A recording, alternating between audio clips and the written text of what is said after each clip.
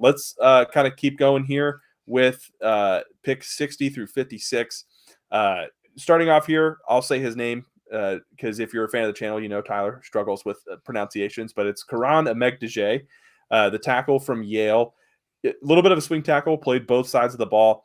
Technically, very, very sound. It's very funny watching him on tape because he's an NFL caliber tackle, and he's playing against not NFL caliber players, and he just big brothers them all the time. It play in and play out, and that's a fitting reference for this channel. But it is just kind of hilarious. He just ragdolls some of these edge rushers, and it's really funny to watch. Yeah, I don't know how many Ivy League edge rushers there are in the NFL. Very few, if none at all. Very few, if none at all, especially going up against Karen here, who just kind of absolutely demolish him. I know that's not his name, but that's just kind of how I pronounce it. Is it Karan? No, it's not Karan. Karan Amegdije. Is it really Karan? Yeah, that's the pronunciation I heard. Karan Amegdije. I love it. That's awesome. Yeah. So I know he's going to be great. Similar to, I would say, who was the tackle that the guard, Christian Haynes as well, who was just a couple picks back. There's going to be a team that gets a good offensive lineman here towards the end of the second round, maybe even mid-second round, depending on where they put him. So Adesa Isaac, another one of those guys, had a great college career, just happened to be across from somebody else who's maybe getting a little bit more notoriety in Chop Robinson. But edge rusher out of Penn State, really like him here. He's the guy, too, that we notice as well is outside of Braylon Trice. So he's kind of that last of, I think, round 2 edge rushers. There's about 7 or 8. I would say day 2, honestly, like of true edge rushers. Well, you have Braylon Trice, who we mentioned, and Gabriel Murphy, but Gabriel Murphy barely made the top 100. If I'm looking at like round 2 or better edge rushers, he's the last of those guys who I think could be going in the second round. And that's why I make that point, too, because there's a huge drop-off from the edge rusher position. From Dallas Turner to Adesa Isaac. Then from there, it's kind of few pickings, I would say. So that's where I even look at a team like the Falcons here as well as I look at that number 8 overall pick. It's like, what are they going to do with that pick? Because if a top talent receiver falls to them, that's great. But they might not go get an edge rusher, just because they all might be taken off the board because teams are like, we want an edge rusher now, and we'll go get receivers later. So that's where it's going to be interesting on how teams are who need edge rushers, how they play it. Do they go take them early in the first round, or do they wait and hope that their guy's there? And if not, maybe they don't even get an edge rusher till late day 3. So moving on, though, to 58th player, Rook Aurora, defensive tackle from Clemson. I almost said Cleveland there. But solid defensive tackle. I think he is – now we're starting to get into those elite interior defensive linemen that we're going to see here be taken in the first 2 rounds.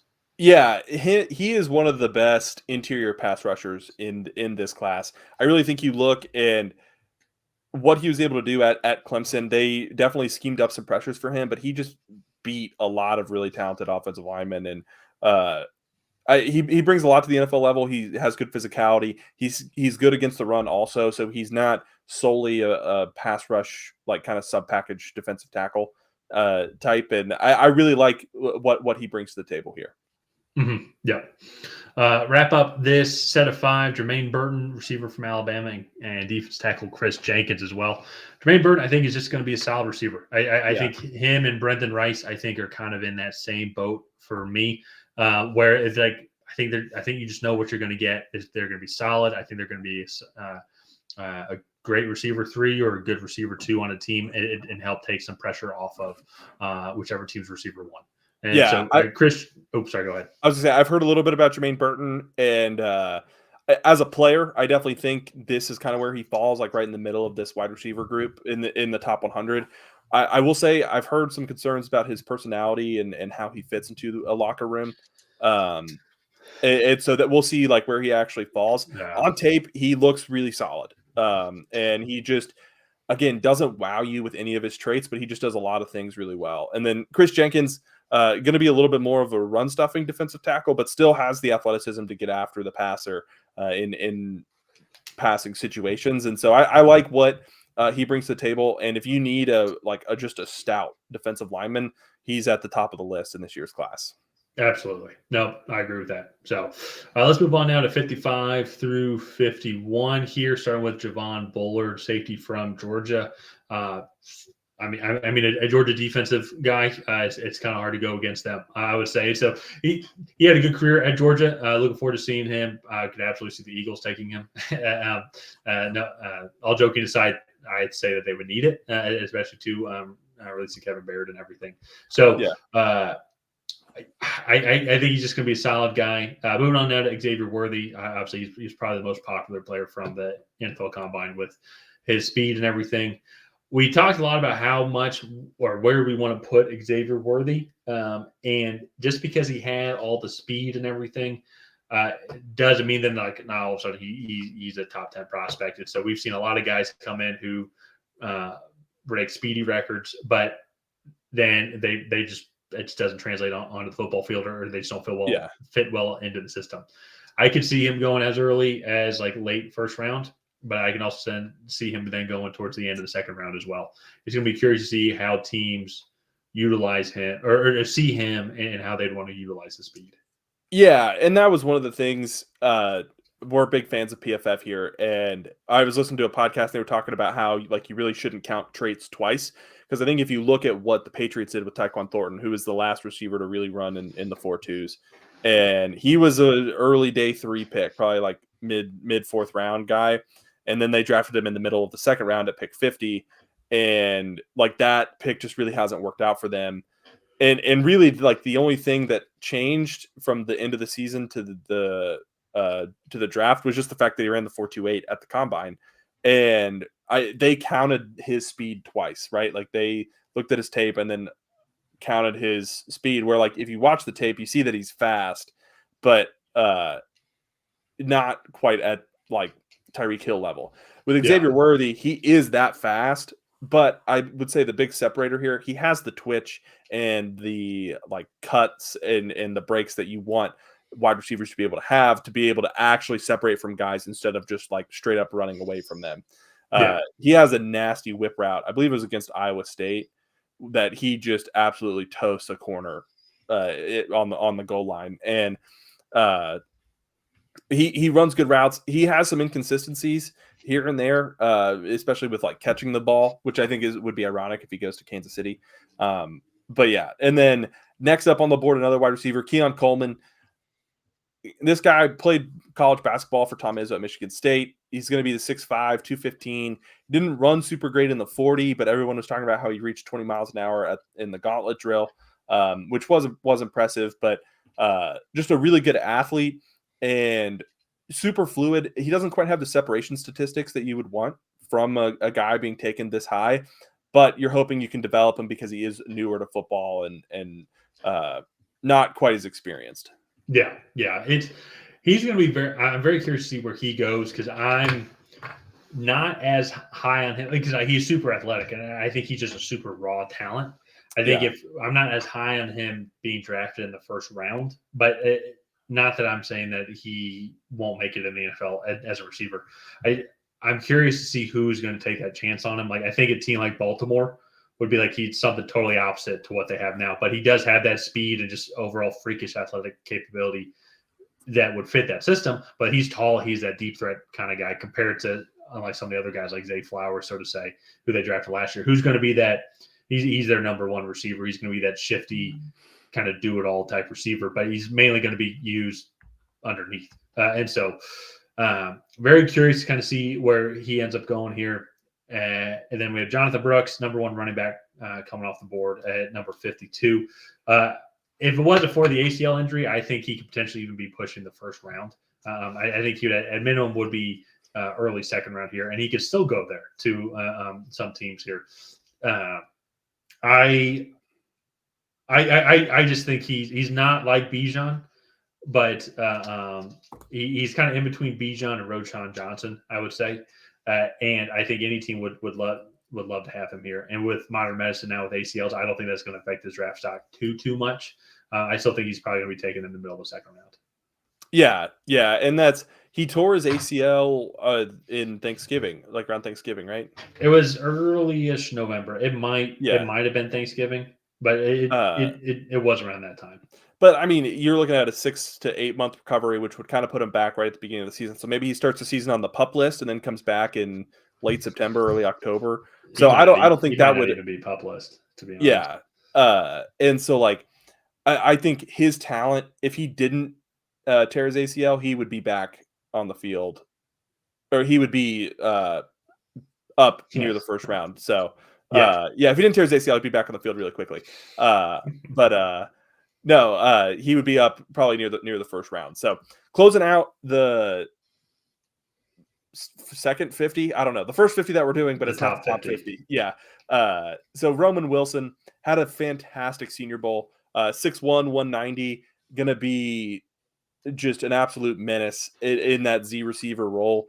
He's a true separator. He runs really good routes. That was one thing I think Michigan's offense was. I don't want to say simplified because they ran a lot of pro concepts, but like the routes that they ran, they didn't really run like a pro route tree. They just kind of ran a lot of like crossers and go balls and some misdirection stuff. And Roman Wilson really got to show his route running prowess at the Senior Bowl, where they did run a few like some more complicated schemes there. And I think that he showed he's a true second round talent. I could see him going all the way as high as like 33 to the Panthers, who really need a guy like with his skill set. Yeah, yeah. Heck, 32. I would say why not there Yeah, to the exactly. Chiefs. But I think it's one of the things too. Because I was thinking about it. On we put him ahead of Xavier Worthy and Keon Coleman, and I just think he's more consistent. I think he's going to provide more consistency to a team. Keon Coleman and Xavier Worthy, I think, can provide those 150-yard receiving games. I think they can also provide some like 20-yard receiving games. So I think Roman Wilson is going to fit Yeah. right there in the middle. Could provide a lot of pretty consistent 65 to 85 receiving yard type games and take a lot of good pressure off of your number one receiver. And that's what I think what I saw from him in the Alabama games and then also and the national championship as well was he was just a guy that JJ McCarthy and offense could lean on. He was just that Mr. Consistent. So Yeah. let's move on now to the bottom 50 here, starting off with Darius Robinson, edge rusher from Mizzou. This is a guy, he's huge, isn't he? Yeah, he's like 6'3", 300, but he Yeah, moves like Braylon Trice at that size. And that's he had a really solid Senior Bowl. I will say his tape isn't as good, but what you're hoping is he's just wasn't quite a scheme fit for Missouri, because he did show out at the Senior Bowl and he had a really solid week at the Senior Bowl. yeah. And he just, if you get him in the right scheme, he reminds me a little bit of Keon White from last year's draft. You get him in the right scheme, and he could really explode at the next level. Yeah, but what I'm curious about is 6'5", 285, 34.5-inch arms. Super huge. He did bench press Yeah, 21 reps. 4.95, 40 with a 173 10-yard split. yeah, And that's a good so split. that's a good split.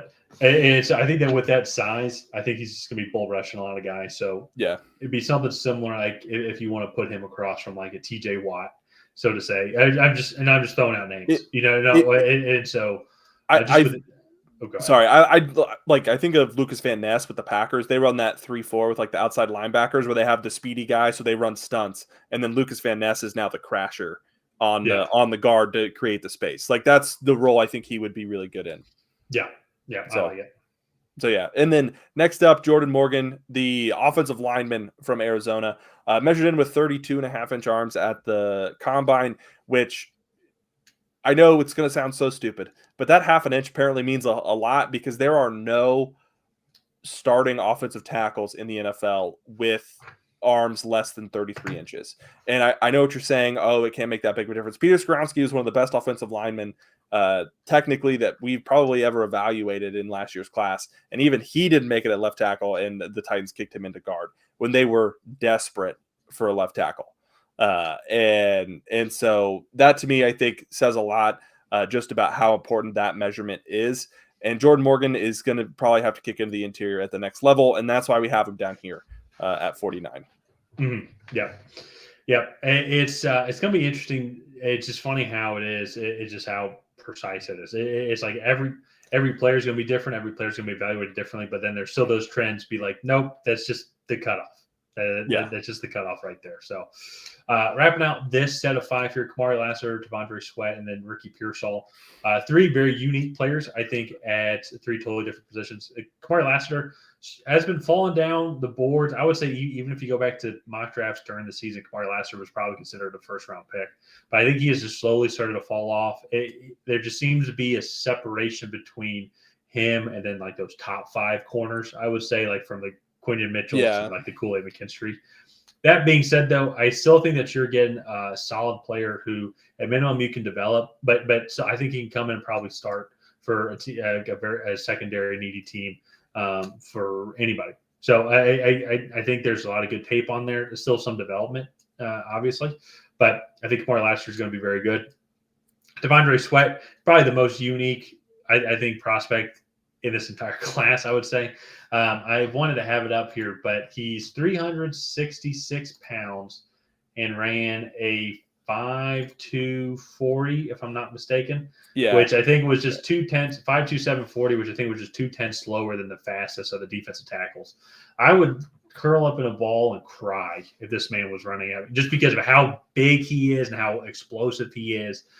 He's going to be extremely unique because typically with nose tackles, you like very special situations. I could see him being a 3-down type guy. Like he might want to lose a couple LBs, just so he can be on the field more. But with somebody with that size, even if he's not the best run blocker, just his overall size is going to make it tough, I think, for defenses to run against him and for interior offensive linemen to create holes and move him out of the way. I look at a team with like where he's at right now, potentially even if the Chargers would want to take him early and really beef up that defensive interior. We'll have to see what happens with Nick Bosa and Khalil Mack. Supposedly they potentially could be on the trade block as well. So we'll just have to see. But a guy like Devondre Sweat, I think everybody would want a guy like him. But he is kind of, I feel, more situation limited than he would like to be just because of his overall size. But I think if he may be able to lose a couple LBs, that it will be he could be on the field a little bit more. Yeah, definitely. And you definitely see his athleticism for somebody his size show up on tape. So it's going to be really interesting to see where he ends up. I would love to see him be able to play like a traditional nose tackle, like right over a center. I just would love to see that matchup, like a Vince Wilfork just right in the middle of the defense. So wrapping up here, the first 5 in the top 50. Ricky Pearsall, the wide receiver from Florida.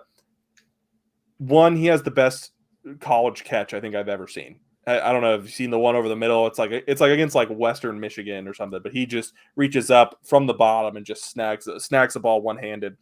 Yeah.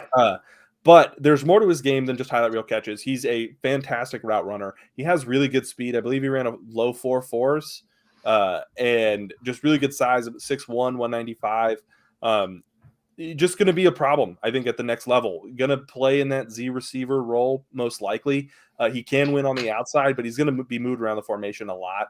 And I like him in a lot of different schemes. I think he's pretty scheme averse and is just going to be a really, really solid football player for the next 10 years. Yep. 6'1", 189, ran a 4.4, 140. And super athletic, I would say, just all around on his combine results here. So he's going to be a guy similar. He's in between Jalen Polk in my mind and Ladd McConkey. I think it's just going to be guys, I think, just super reliable. I think all 32 teams would want to draft a guy like this, put him in the offense if he's a slot receiver. He's going to be able to take a lot of pressure off, open up the field, but I think he can also work on that the outside as well. So let's move on now to 45 through 41, wrap up this 60 to 41 range here. So going with Enos Rakestraw, cornerback from Mizzou. He's slowly fallen down our boards. He had a great SEC season. I think played in only 9 games, but I think only allowed like 173 something receiving yards against him, which no touchdowns either. No touchdowns, not all against SEC teams, but still, I would say for an SEC corner, that's huge. Similar to Kamari Lassiter, I think you're going to get a guy that can come in and help out immediately. But there's just a difference. Just those top 5 corners, I think, are just a little bit better. So, but I think coming right here, I think he'd be a great day 2 corner. So Moving on to Patrick Paul here, offensive tackle from Houston. This is a guy that you really like from I guess Big 12 now. Yeah, the Houston. And I just like his size, and he's very athletic, 6'7", 330, like 36.5-inch arms. So definitely has the length to play on the outside. And he just handles power really well. The one thing I would like to see him do is he has this like tendency to kind of like hug block where he's trying to like sandwich shoulder pads. Like but just keep his hands in the middle and really try to keep edge rushers off of him, because he does have a tendency to let guys get into his chest. But honestly, his feet look good. That's the only gripe I really have with his game. And if you can fix that issue, which usually you can, I like his ability to potentially come in and be a starter at left tackle for a team day one. And I think this tackle class in this top 50, we're really going to kind of get into some guys that are going to be uh, just really solid players, even outside of like the top two guys that we always talk about. Yeah. So let's wrap this section up here of this middle 20 with edge rushers here. And I'd love to hear a little debate on which of these edge rushers you think will go first. But Jonah Ellis, Chop Robinson, Chris Braswell. I think I went with Chris Braswell as the best of these edge rushers here because I think he's going to be a little bit more consistent. I think overall he's just the more polished edge rusher as of right now. Chop Robinson, above Jonah Ellis to me is just because of that overall explosive athletic capability. The ceiling for him is that really ceiling high. Is going to be ridiculous. I think Jonah Ellis is maybe just a little bit like a Chris Braswell light, And so I think all these guys are really solid. I think all these guys are going to provide unique. I'd say unique benefits to any team's defense. I'd be curious to kind of hear your thoughts on this order and also then the viewers' thoughts as well. So leave a comment down below. Yeah. Jonah Ellis, I like. He is going to be more of a pass rush specialist. He's 6'2", 245. So you're not going to want to have him on the field in a lot of like true running situations. But on those third downs, you're going to bring him in, and he has a lot of really good pass rush moves. Whereas Chop Robinson, a little bit bigger, more explosive, but just doesn't have the developed pass rush moves that you want. And then also his play against some of the bigger, like top tier talent, it is a little concerning to see. He just kind of gets swallowed up and disappears. And then Chris Braswell, you kind of mentioned it, kind of the in between of both of these guys. Like he has the developed pass rush moves. He's not quite as explosive as Chop Robinson, but he's going to be your probably 3 down edge rusher. And I think NFL teams, he reminds me a little bit of Infernie Jennings from Alabama as well, but he was a 3rd round pick due to some injuries. But just a really solid edge setter. He has pass rush moves to get after the passer, while that's not his strong suit. But just a true 3 down defensive end where he can really be on the field at all times. Yeah. So, so it's going to be fascinating to see. It's just going to be which teams do, which teams like these guys more. And it's going to fit their system. So that's going to wrap it up for the 60-41. If you're still with us here, be sure to like, subscribe, ring the bell, get notified when new videos come out. And so, as I mentioned, 3-round mock drafts coming up here next week, just as a reminder. So